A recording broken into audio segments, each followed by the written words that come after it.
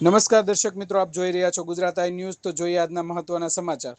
આજરોજ તારીખ 19/2/2025ના રોજ તળાજા નગરપાલિકા દ્વારા નગરપાલિકાના સફાઈ કર્મચારીઓ અને કામદારોના હેલ્થ ચેકઅપ કેમ્પ યોજાયો હતો અને સફાઈ કર્મચારીઓને સફાઈ કીટનું વિતરણ સહિતના કાર્યક્રમ યોજાયો હતો।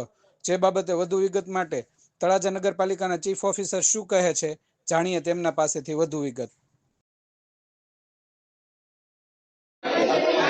RC Dave, chief officer Talaja નગરપાલિકા।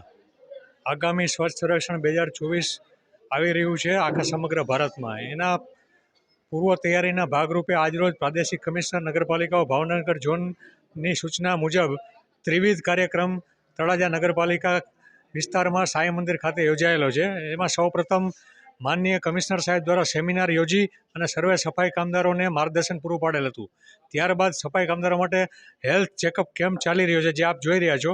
અત્યારે કેમ્પ શરૂમાં છે અને ત્યારબાદ જેનું ચેકઅપ પૂર્ણ થઈ જાય એમને સફાઈના સાધનોનું પણ વિતરણ કરવામાં આવે છે, જેથી કરીને આગામી સ્વચ્છ સર્વેક્ષણ દરમિયાન તળાજા શહેરને ચોખ્ખું ચણાક બનાવી અને તળાજા શહેરનો પણ નંબર સર્વેક્ષણમાં સમગ્ર દેશ લેવલે આવે એવો પ્રયત્ન કરી રહ્યા છીએ। અસ્તુ, જય હિન્દ।